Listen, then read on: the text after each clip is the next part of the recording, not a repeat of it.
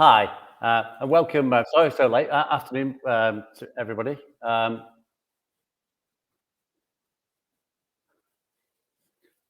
My name's Guy Lewis, and welcome to the June 2023 episode of the Business Lincolnshire Live. This is the third of my live shows that started over 2 years ago in April 21 to engage with businesses across Greater Lincolnshire and Rutland about topics that are affecting them, answer questions, and share the support that is available to you as business owners. We're having a few technical issues today. We've got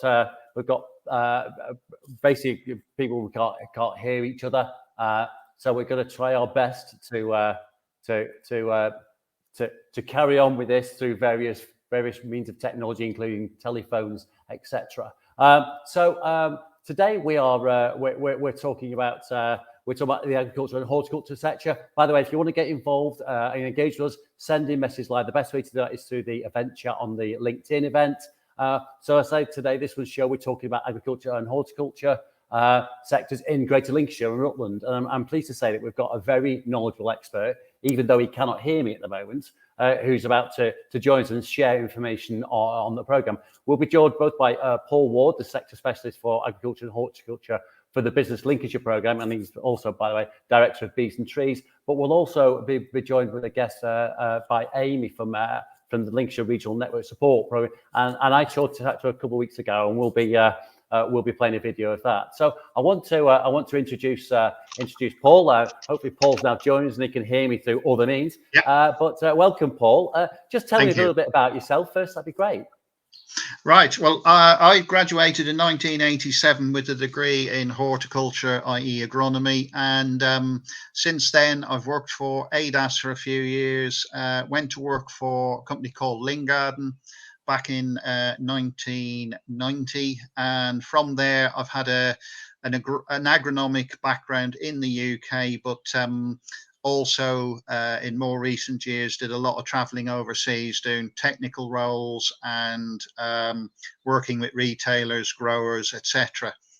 I've been very fortunate in that at the time when I went into horticulture, technical roles encompassed all manner of stuff. So you got involved in everything from health and safety to environment, energy, people, training, and day-to-day agronomy and horticulture and variety development. So I've had quite a broad background. I'm very passionate about soils because I think they're the be-all and the end-all of food production. And I'm hoping I can disseminate some pearls of wisdom in the next hour or so. Excellent, Paul. So I think let's think about what you want to talk about first. I know we've got a number of topics to cover, but let's first look at the sort of the agriculture and horticultural scene as a sort of holistic sort of view. Yeah. So if we start with if Guy and myself had been sitting on a chair on the 31st of December 2019 and said we're going to have EU exit followed by 2 bouts of COVID, a war in Ukraine, 3 prime ministers, the Queen's 70th anniversary and unfortunate passing, the King's coronation, climate change, refrigeration changes in the law, etc. I think we would basically have said to each other, we're just completely bonkers. It's never going to happen. I think none of us could have seen this coming. And I think it's also a testament to everybody that's involved in agriculture and horticulture to the sheer resilience that we're all around today.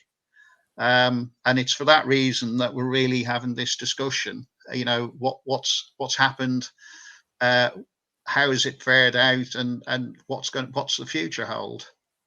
So I guess the question, I guess, from Paul is, so have we suffered a bit? You know, what's been the sort of big impact on this? Well, let's start with the good old EU exit, I guess. I suppose the first question is, were we prepared? I'd say no, we weren't. Did we suffer? I'd say everybody did. The biggest issues undoubtedly was the big drop in importing and exporting from the 1st of January 2021. I think from memory, the figures immediately were something like 20% of a drop. that was followed by big gaps in knowledge. A lot of people were starting to look at what paperwork was required. How do I go about it? But to be honest, I don't think anybody really knew. And then, there was inflexibility that suddenly appeared. We had people who traditionally had just-in-time orders going overseas, and that was the bulk of what people were doing, especially to the likes of Northern Ireland. And immediately 80% of that disappeared because you needed a phytosanitary certificate. And as we learned, that took about a week to deliver. Not because the APHA didn't want to do it, but because they had to have a volume, they had to know the final quantities, the order, etc., etc. So it's very, very much more inflexible compared to what we were used to, and people had to start learning about that. The other issue, of course, is if you exported it and it was rejected for any reason, you then had to re-import it. The other problem was, of course, people understanding tariffs.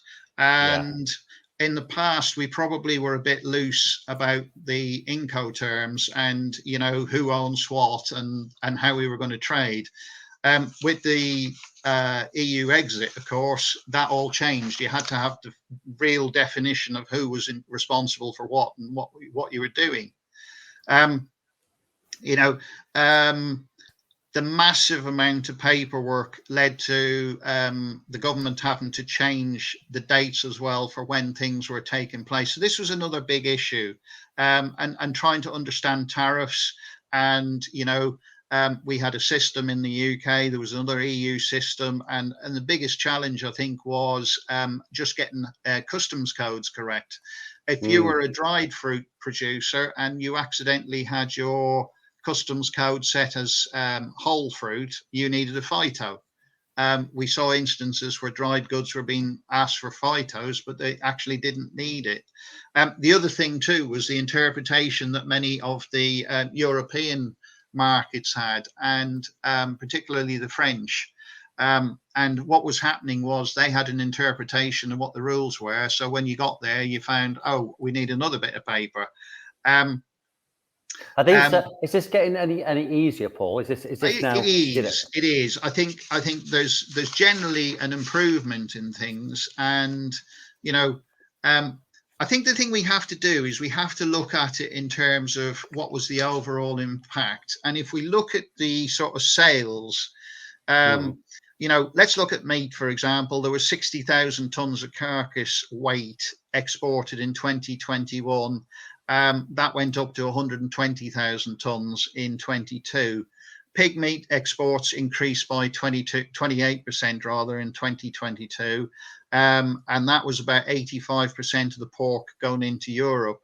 Poultry was about 190,000 tons in 2021.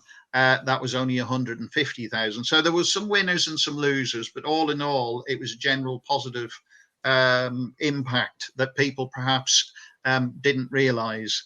I think the other thing we have to think about is the impact of labor.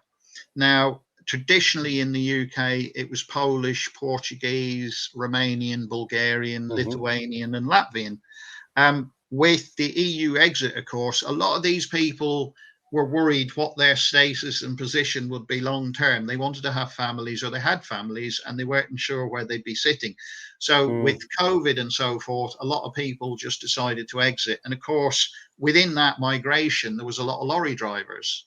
And so I'll come on to it later, but in 2021, we had the unfortunate position where from September to December, we were significantly short of lorry drivers.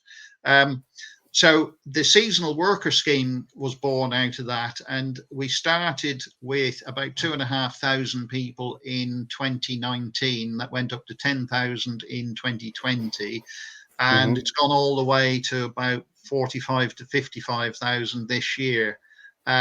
So there's been a lot of work done, and I'll come on to it later. But people like myself and senior colleagues within the BizLinks team were talking directly to what was BEIS and making sure they were aware of the situation.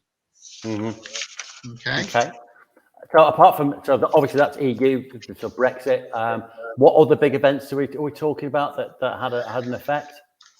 So other big events were such as COVID. Now, in March 2020, we had the lockdown and the furlough scheme. A lot of businesses put staff on furlough, and beginning the 1st of March 2020 and ending on September 2021, there was 100% coverage of wages up until September 21, when it dropped to about 80%. But it meant that 11.7 million jobs were covered at a cost of 70 million rather.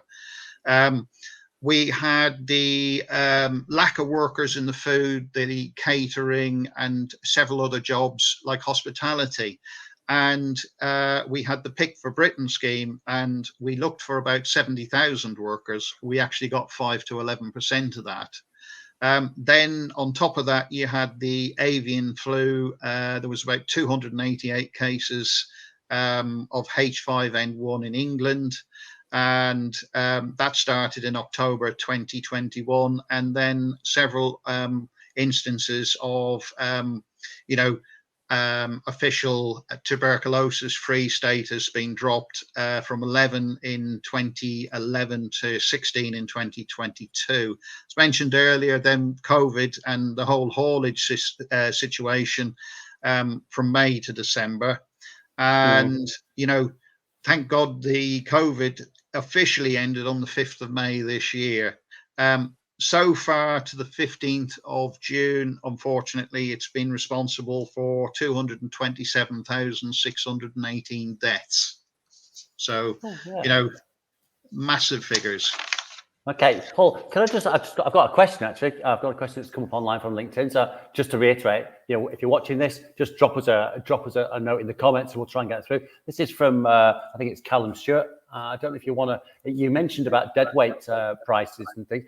He's asking, are the increases in deadweight exports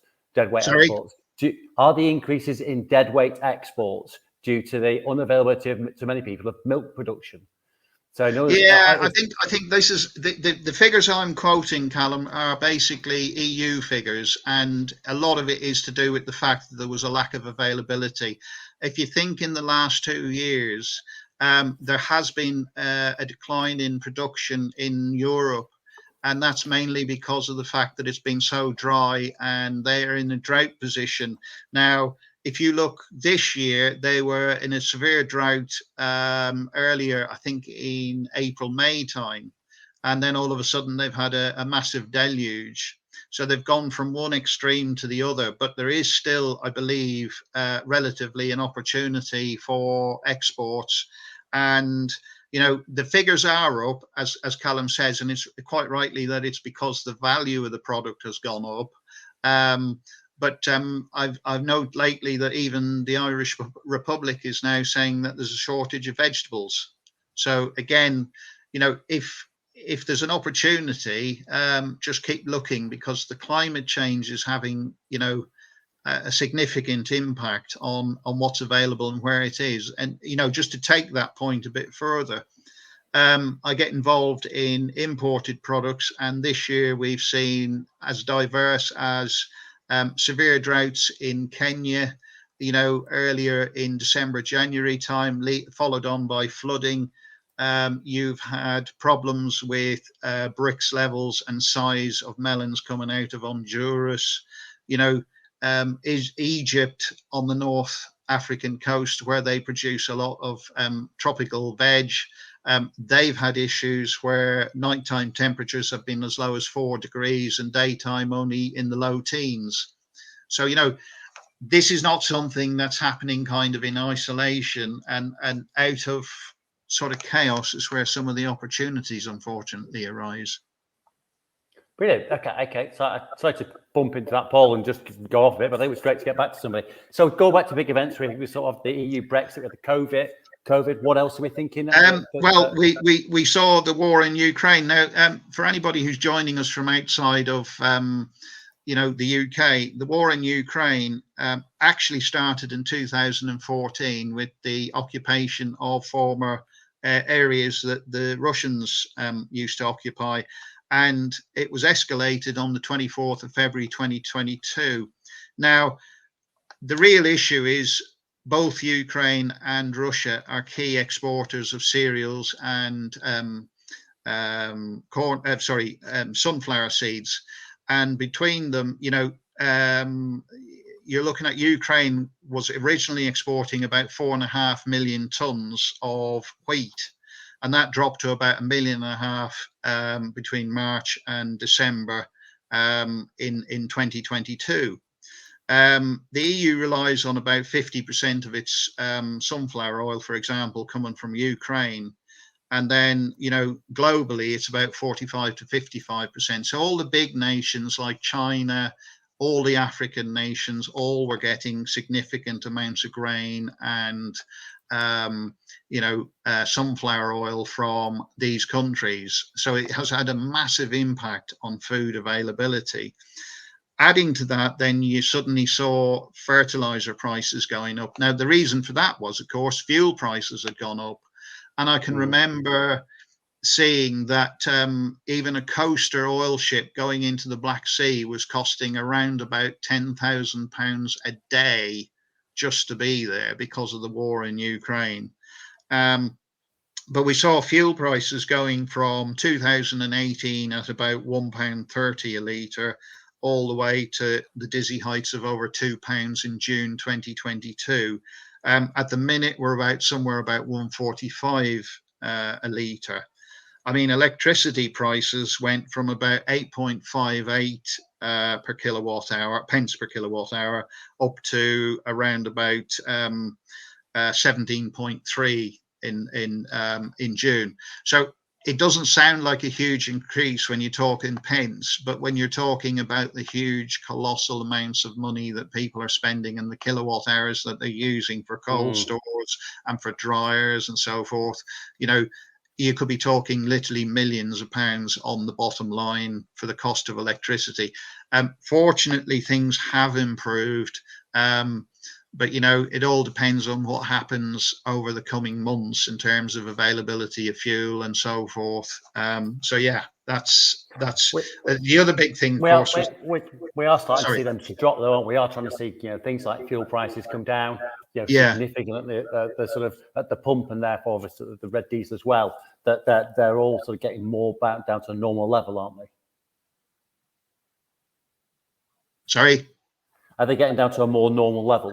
They have gone down, but they're still above. So there is still inflation. But compared to where we were, it has gone down. But at the same time, we're looking somewhere, if I saw the figures correctly, of around about a 3% reduction in the cost. But the increase, we've also seen about a 2.3% reduction in the output from the food. So, although the costs have gone down, the returns for the food has also gone down. So it's kind of relative. Got you. So we've got sort of all that we've talked about already, and then also we're into things like multiple changes of PM. Yeah. So again, that led to sort of insecurity. And I think the problem that you had there was that when we had the first change, the Bank of England had to step in and shore up the economy. And as a result of all the movements backwards and forwards, we started to see interest rates rising, and we went over 10%. With food inflation, I think hitting about 17.5%. Now, fortunately, that has come back, and I think we're sitting somewhere about 8.7%. But food inflation is sticking there, about 9.6%. So we're seeing still about 20% of the population is still struggling to get 3 meals a day. We've never in this country really had to focus on, do I pay my electricity bill? Do I pay my mortgage? Or do I both buy food for the kids? It's the first time ever that we've had such a situation. Now, we still have a very affluent 65-year-old plus population. And as I come on to later, about 48% of the local population is in that bracket. So I still see that there is an element in the country, because that population also holds about 78% of the housing and property stock in the country. So we're in a good position, as we'll come on to later, to talk about, what do those people specifically want? And that's why when we get on the bit about the hub, we should be talking about the opportunities there. Yeah. Okay. Just going to move on to the positives of part of this sort of big picture, if that's okay. Yeah. I know we've talked about, we've talked about this before, and we talked about, how many jobs there are, the sort of turnovers of the sector. There's some quite positive figures here, aren't there? Yeah. Well, let me just run some niceties past you. In particular, in this county, we're in the top 10 UK food cluster areas. Okay. We're seen as a centre of excellence in the county of Lincolnshire and Rutland. There's probably 75,000 jobs directly in agriculture and horticulture. There's maybe that's brought up to 100,000 when you factor in retail and supply, and it accounts for about 3.7 billion turnover. We're also in an area where there's seafood clusters as well, and we're one of the top nations in the European states for fish production. Now, the area accounts for more than 30% of UK food distribution hubs. And on top of that, we've got, since the UK Food Valley was founded in about 2016, there's been about 70 million of investment in such as the Bishop Burton College, the Rise Home campus, University of Lincoln, but we also have 3 food enterprise zones. So these are areas where businesses who do high tech or something special can go and get set up, and can actually, set up and supply traditional food businesses. So whether you're doing something in automation or robotics, or you're a specialist food manufacturer, you can set up there, but there are centres specifically to cope with it. On top of that, there's about 100 million in R&D being spent, and this is part of the Farming for the Future. And then there's about maybe 200 individual businesses involved on about 110 projects. We're seeing more investment in greenhouses with controlled atmospheres, with regenerative supplies of energy, so solar, wind, biodigesters, and going forward we'll have hydrogen because of the work being done on the Humber side with wind power. We've one of the largest wind farms in the UK, if not in Europe, just off the coast there near Skegness. And lately we've heard that there's a new role coming for the Lincolnshire Showground, so a lot of events relating to agriculture and horticulture will take place there, because you've got the strategic location with the university and the colleges. And then last but not least is to mention about the role of the Institute of Technology, because going forward, what we're doing, and again, I'll come on to this later, but what we're doing is we're starting with the kids. We're making sure they're aware of all the fantastic roles that are in agriculture and horticulture, and then trying to ensure that they go into this and we have a steady stream of local coming on board. Okay, so I'm just going to summarise that a little bit, Paul, if that's okay. Yeah. So lots of positives. Yeah, okay. There's some challenges. There's some challenges from Brexit. There's some challenges from Ukraine, from Labour. But actually, on the positive side, there's some big stuff that's really positive for Lincolnshire, with some good markets, some good availability, and market leading in certain areas around sort of that technology and a renewable energy source, etc. Yeah. So lots of good stuff. I think that's, as a big picture, I think we've covered that quite well, quite extensively. We're going to have to get a bit of a wriggle on now, Paul, to cover all our topics, but I think we'll be good. So I just want to move on next. Do you want to talk more about circular economy and sort of net zero? Yeah. So where do I see the future? Well, basically, I think net zero is something that we're all going to have to focus on. We've, since the 90s, it's always been about more production, better quality, trying to manage inputs.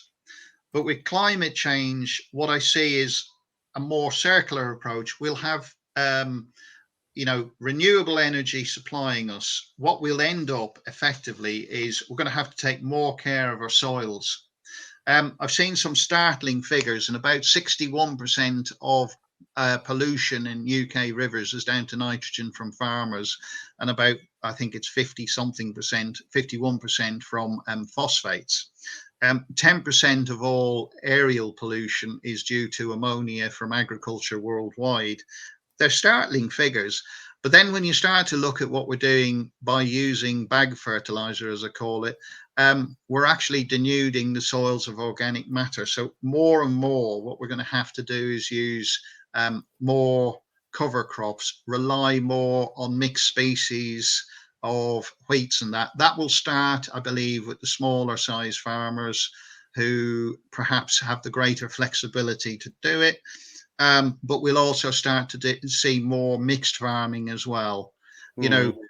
Having the cattle, so they're putting the FYM on the ground, which is the organic matter.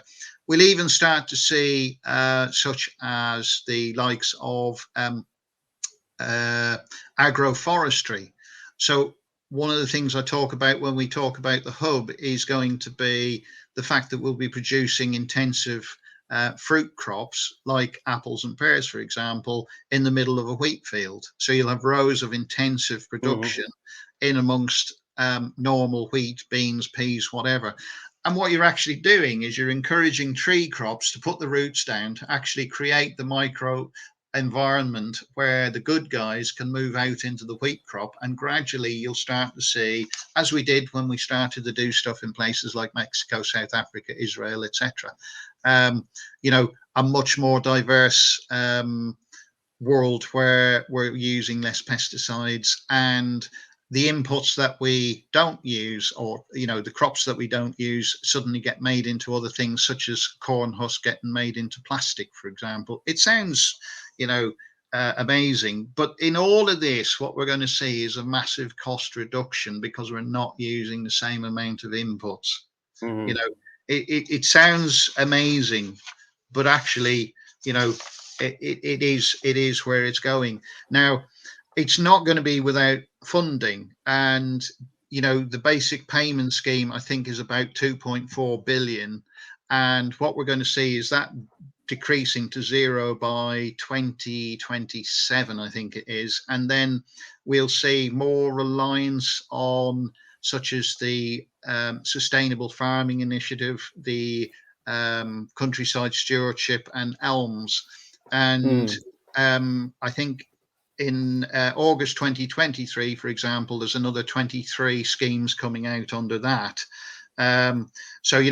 The government's committed to putting the money into that. So where before you would have basically got a basic acreage payment, now what you'll do is you'll be doing certain jobs. So soil management going forward, I think it changes from 986 to 581 pounds to write a soil management plan, but you'll be getting 22 pounds a hectare for the first 50 hectares that you do to look after it.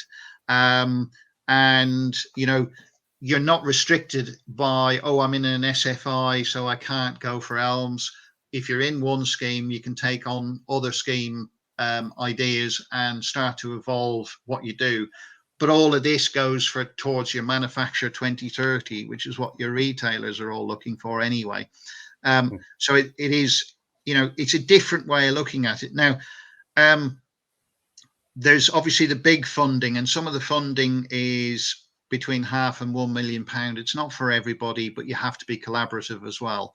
Now, maybe that doesn't. What do you say, Paul? What do you mean when you say you have to be collaborative? What do you mean? So basically, I'm a farmer. I'd like to apply for it. You might tick all the boxes, but because you're not working with your neighbours or other manufacturers, so you put together a whole scheme. And again, at the minute, to give you an idea, we're working with one company who manufacture an alternative type of fertilizer, which will be sustainable because of the way it's made.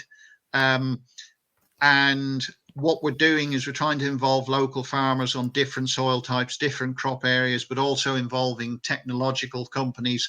So what we can do is not only change from using manufactured to a more sustainable fertilizer, but then use kit to be able to predict, I don't need fertilizer on this bit of the field, I do on that bit. So we're massively reducing our input costs, and you could be looking at about 70% reduction without loss of yield and so forth.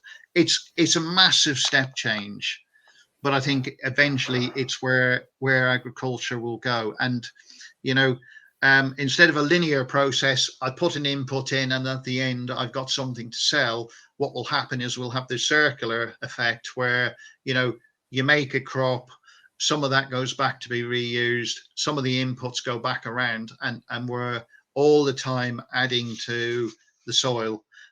We'll see crops such as hemp, we'll see crops such as miscanthus, and you'll also have farmers looking at alternative enterprises. Some of them are now looking at holiday lets or housing. But for example, there's nothing to stop you, for example, doing work with some of the tech firms and actually being an investor in them, or maybe with some of the renewables, having solar and wind operations, or hydrogen. So we'll see farmers being farmers, but what we'll see is farmers also being businessmen going forward and having that diversity to allow them to keep going. Okay, brilliant. I'm just putting some of the links that we've got, things like Farming Advice Service. I'm just looking them in LinkedIn, so we've got them in there at the same time. So I'm just trying to get information as you go. Yeah. So, sorry, was there a question? Sorry, I missed you there. Sorry, I thought. I know our communications is quite difficult. Yeah. So we were thinking about, you were talking about the sort of some of the grants sort of around. I mean, I suppose one of the thoughts is, so what's the sort of what's the future like for farmers across different sort of income groups? Well, short term. Sorry, just one thing I forgot to mention, because it's quite significant, and I will answer your question very quickly. But one thing to mention to anybody who's in the area is to look at KTNs and KTP, Knowledge Transfer Network and Knowledge Transfer Partnership. You may be able to get somebody on board funded to help you do a project. Now, a lot of people are under a lot of pressure at the minute to keep day to day going. But one of the things that we have got access to is recent PhDs and MSCs who can come and actually take on board that project. A business doesn't stop just because we're in extreme economic situation. The business has to carry on. And the way of doing it is what the government calls the Knowledge Transfer Network. Yeah. So not only do you get a student who's graduated, they're looking for their first job, but they're also getting a lot of knowledge into your business, but you'll also have support from the university that's working with them. So you can still carry on, even though it's very challenging times. Now, I'm an optimist, and the OECD seems to back me. According to the OECD, just to answer your next question, they are predicting somewhere between 0.3 and 0.4% of an increase in growth in the economy in 2023, and they're saying 1% growth in 2024. It's very limited growth, but it's growth. Other countries are still going to be in negative. Now, industries like crops like cereals and dairy will see significant increase still. Now, obviously, the government's putting pressure on to try and cap some of the prices on key things, because what's actually going to happen is that people won't be able to afford the staples. So the government is actually talking to industry about, and retailers about price caps. But at the same time, there is still going to be an element, unfortunately, people like in the grazing area and some of the general cropping and the veg, where this summer is going to be a real challenge. Businesses have had to make decisions based on all the fallout from 2022, the inflation, the energy costs, etc. Potato acreage is down 20% nationally. Veg is probably the same across the board. So production of key vegetables and fruit probably has dropped. We will see that reflected in price increases. We'll also see margins being squeezed again because the government will be putting pressure on to try and manage the prices. Retailers are under pressure as well. So summer is going to be challenging, but I do see us getting out of that later in the year and people starting to look ahead and hopefully seeing, some serious growth from there. Now, the predictions are not good for certain industries, and others, it's quite rosy. But overall, I have to say, I do see the future being brighter. If you look at the resilience, there's still a lot of wealth in the farming fraternity. The data that's out there suggests that farmers can still cover their costs. It's tighter than it was for sure, and it's harder if you're renting land for sure because you've got less assets. But all in all, on average, the gearing ratio still remains relatively low. The ability to cover debt is still there. There are positives out there. It doesn't look it at the minute, but there are positives, and I think the industry will bounce back. You have to give the industry credit where credit is due. Not a lot of businesses would have carried on putting up with the amount of challenges that they've had to go through. It's not just interest rates. They still have to do their audits. There's myriads of audits. There's environmental management. Everybody's carrying on. But the big opportunity as well is in carbon, because we've got the one thing that no other industry has. We have soil, we can sequester, and we can earn money out of it. Okay. Just want to move on now because, again, conscious of time, Paul. One of the next things you want to talk about was supply chain in terms of food security, hubs, local short supply chains. Food security is massive, because if you look at it at the minute, probably we're the lowest we've been in the last 50 years. We're about 46%. Government target is actually 60%. So there is focus on this. Now, if you look at the UN figures, undernourishment of people from 2015 to 2018 is anticipated to rise.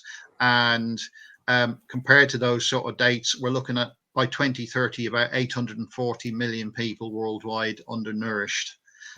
It's a serious issue, and it's a serious issue in the UK because, as I say, 20% currently in the UK are not getting enough food.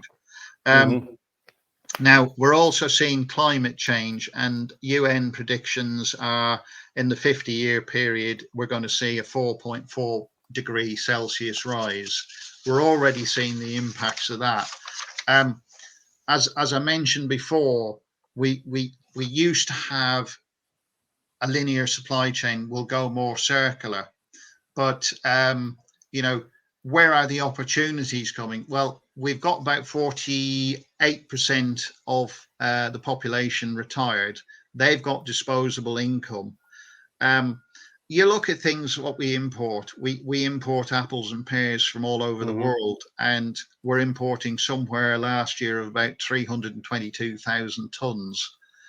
There's an opportunity for businesses, if they do go for agroforestry, to do some of that here. Yes, labor is an issue. Yes, cost of production. But if you go more regenerative, that's one area to think about. Logistics is a big problem in the area. And if anybody has time, tomorrow we have a meeting at the Boston College's Horncastle campus, looking at short chain supply. We have a growing population of migrants, and if you take, for example, where I live in Boston, we've got about 20% of the population being Indian. Yes, they do buy from the retailers that we have, but there's a significant amount of food being imported through specialists, and in turn, those specialists would even welcome the opportunity to grow some of that food locally or even procure it. We have also, the opportunity to supply just outside the area. So, for example, in Leicestershire, the Leicestershire County Council still procures its food for schools. We should look at that. There's places like the Bradford Market, specialist wholesalers. They have requirements. They're not always getting served, but equally, the Bradford population is doing work to try and provide more fruit and veg to its population. They're just not getting enough. Mhm. And then, even locally, we have, such as the Lincolnshire Co-op with about 132 stores, they probably turn over about 3.2 million quid, and they're seeing growth locally. So there's plenty of opportunity.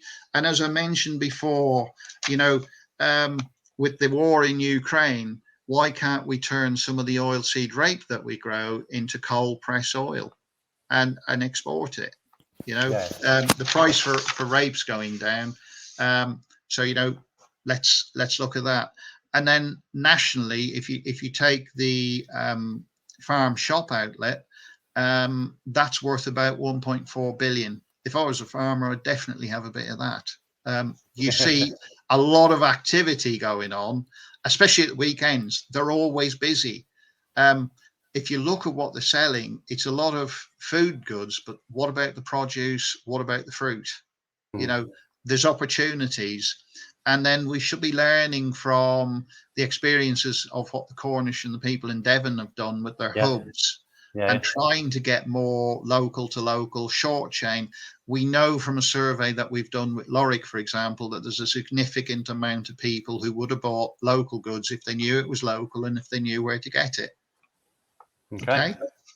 So I'll lots and shut lots of good Paul. Lots of opportunities, lots of different ways of thinking. So I think what Yeah. you're promoting is actually, let's be honest, let's be real. There are tough times, but also in tough times there are other opportunities. It's time to maybe diversify into different crops, maybe working with different suppliers or different producers, and trying to shorten that supply chain so that we're producing stuff that actually we need and want within the county or within the country.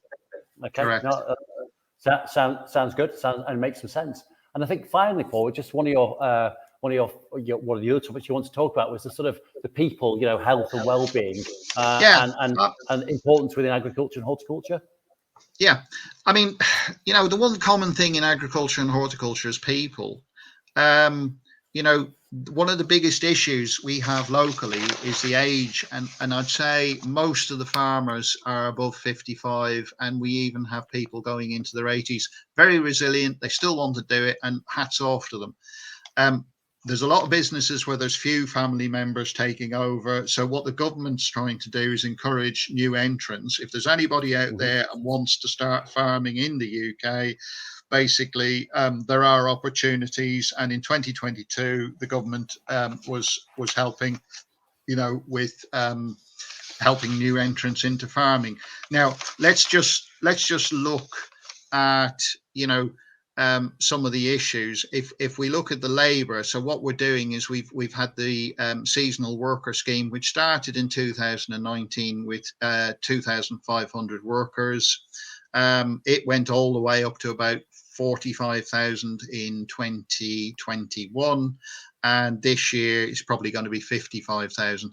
Eventually the government may decide that we need to get more people involved. And what I wanted to say is that there is a huge drive between the Lincolnshire LEP and the skills and careers people going into schools, people like myself talking to kids, getting them interested in all the robotics, all the technology, all the science behind what's there, getting them into the colleges, and then the colleges training them to T levels and everything. Now, for all those farmers out there, the T levels come into play September 2023, and for every T level student you take on, you get £1,000, I believe it is. If you talk to Sharon Green at NCFM, she'll have all the details. Now, the key thing here is we are doing an awful lot of recruiting, and we're doing an awful lot to get people locally into agriculture. We even have the Willoughby Road allotment willing to take kids on in a safe environment, teach them all about food, preparation of food, wind, water, and it goes all the way through to PhD level. As I said earlier, we are the first university to have a robotics PhD course in the world. We've got one of the biggest AI and technology universities in Europe, if not in the world. So we're very much open for business. And, the the point that I'm trying to make is we need to be recruiting, and we are doing to keep people going. The Institute of Agricultural Technology is a seamless link between schools all the way to the universities, and it's people like Val Braybrooks who do that. Now, okay, where are we getting the people from? As I said earlier, we're moving out from Poland, Portugal, and traditional countries. Ukraine and Russia had replaced a lot of the labor, but now because of the war, it's Uzbekistan, Kyrgyzstan, Tajikistan, Nepal, Kazakhstan, Moldova, Indonesia, and you still have Macedonia and Romania in that. Very interesting, quite challenging when you have to train those people in languages that you don't normally speak, but we have managed, and fortunately there are things now being done to help with accommodation going forward. So it is challenging. The big thing is everybody's had to be resilient. More and more farm owners are having to do work themselves, giving them less time to business plan and manage. It's very, very stressful. And, as well as having the universities, there's a whole load of people out there who will give support. And what I'll do is I'll shut up for a minute, and we'll hear a bit from the Lincolnshire Rural Support Network if you want to just. Yeah, I'm going to add that stream. Brilliant. We'll come back to this. So this is an interview I did with Amy from LRSN earlier this week, or was it late last week? I'd like to play to you, so I'll put this on now. Yeah. Hi, Amy. How are you? I'm well, thanks, Guy. I hope you are as well. Yes, I'm good. Thanks for joining us and coming to tell us more about the Lincolnshire Rural Support Network. So what's the mission for the network? What's the mission? How's it funded? So LRSN is a charity that provides support to the farming and agricultural communities in Lincolnshire. And our mission is that no one in the agricultural or horticultural communities in Lincoln should face any difficulty alone. Mm-hmm. So it's quite a big ambition, mm-hmm. but we are there to provide emotional and pastoral support when people need it. In terms of funding, like all charities, it's a real jigsaw of funding. So some of that is we do have a contract through NHS for part of our services. We do the usual funding applications when we see opportunities that are available, but also we do quite a lot of fundraising ourselves and are well supported by the community that we support. So it is a real mix of funding, but I'm sure that's true of practically any charity that you speak to, really. Absolutely. So, and what do you do at LRSN? So my role is head of charity. I've been with LRSN almost 2 years now, actually, and my job is to keep the show on the road, to think about sort of where we should be heading, and to work with our board to set our strategy, but also to make sure that in practice that's delivered on the ground. Okay, so head of charity, great. So what's the most frequent support you're being asked for at the moment? Well, we are seeing a huge increase in the amount of people coming forward asking for business-related support, whether that be sort of more general around sort of forecasting, business planning, those kinds of bits, or whether that actually be more specific technical support related to farming and agriculture, particularly with the agricultural transition plan, sort of in the throes of being delivered. That has been something we've seen come through. The other thing we've seen a lot more of is finance and debt related support. Again, probably not a big surprise given the current sort of financial and economic situation the whole country finds itself in, but it is something we've seen a huge increase in. And then of course alongside that we see the challenges that presents around families and relationships, the impact of that pressure, and how that makes itself felt on the family, bearing in mind that for most of our agricultural communities, your family are also your work colleagues, and your home is also your workplace. So it becomes a bit of a boiling pot. And then linked to that, we've seen a huge increase in the number of people coming through for mental health and stress related support. In fact, quite frighteningly, we've seen a 229% increase in those cases in the last 5 years alone. So you do provide that sort of well-being support? Yes, we do. Stress and farming are, it's nothing new really. But obviously, we do know that the kind of different pressures that the farming community face, added with the sort of the loneliness and isolation around, one, living in a rural area, but two, working long hours and at different times of the year, particularly long hours. They really do add up to quite a stressful occupation. And there has been quite a lot of research around that, with some quite shocking statistics in the RABI Big Farming Survey. Yeah. Where they said that 47% of the farming community are experiencing anxiety, and over a third say that they are diagnosed with depression. Wow. So there are some really quite worrying statistics out there.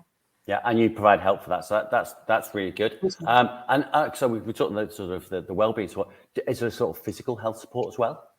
Yes, we do, because that's the other thing that we found, is that our farmers are really good at looking after their livestock, their machinery, their crops, but not quite so good at looking after ourselves.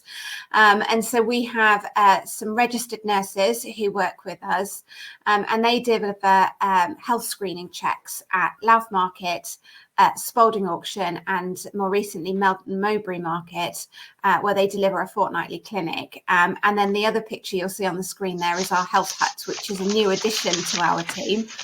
We're a year in with that now. And that's a mobile clinic, and we take it out to places where we know we'll find the farming community. So that picture there was taken at the Lincolnshire show last year, but we also go out to farm sales, to seed trials, wherever we think we'll find people. And we do some really basic health screening checks. So we do blood pressure, blood sugar, cholesterol. We do, ears and eyes and bits and pieces like that as well. And we've seen some fantastic results. In fact, last year we did over 3,600 health screening checks with farmers, which is fantastic. And I guess actually getting into the farming community, getting to where they are, that idea that the Louth Market or that's actually the easiest for the community to actually access it. It is, absolutely. I think it can be a challenge getting into the GP generally, but when you don't work a kind of 9 till 5 job, it makes it even more tricky. And we know that the farming community is a hard community for NHS and health services to reach. And so the work that we do with people, we know from speaking to the people we see that they don't tend to seek medical support in a traditional setting. So we know that we're reaching people that others aren't. Oh, good. Okay. So how do we contact you? How do people get in touch with you? How does that happen? So the best way to get in touch with us is via our helpline. And I know you've got the number to show up on the screen. So that's available 8 a.m. to 8 p.m. Every day of the year, and it's manned by volunteers who are there to listen and to try to understand what the challenges are that people are facing. From there, those information and those details would be passed on to our team, and we would identify someone to work with you. The other place to find information is, of course, our website, and I see that's just popped up on the screen now. Lots and lots of information on there, so do have a look. Excellent. I know I'm covering up the number, so what I'll do with that number, I'll stick it in the chat on the live stream, and so everyone can see it. I think that's really been useful. Nice to meet you. Nice to talk to you. And so thanks very much for letting us know what you do and how we can get hold of you. Thank you. Thanks for having me. Thanks, Amy. So that was a chat I had with Amy early on in the week. I had this on as well, by the looks of it. Just very conscious of time. I know we started a little bit late because we had some technical issues, but I think what we're going to try and do, I think we'll just actually bring it to a close at this point. Unless you've got one last thing to say, Paul, is there anything you want to put in the chat? By the way, I've put your contact details, Paul. So brilliant. If anyone wants to get in touch, get it, do it that. I don't know if there's any sort of a last sentence you want to put on there. Just that we've got a whole load of links, and if anybody needs any specific support, I can put them in touch with the various agencies that are out there to help, including anybody who wants to come and work in the area as well. That's great. Well, thanks again, Paul. Thanks for joining us. Don't forget, you can check out more information on the business visit Lincolnshire. The visits the businesslincolnshire.com website. There are some links that we've had on the chat. We're going to shut down for the summer now, but look out for us late September, be a Tuesday. It'll be the same place on LinkedIn, and just keep an eye on our LinkedIn, and we'll let you know. So thanks, Paul. Thanks to Amy, and hopefully you can find more information from the links we put on there. So thanks for joining us. Have a good summer, and we'll see you in September. Thanks very much. Thank you.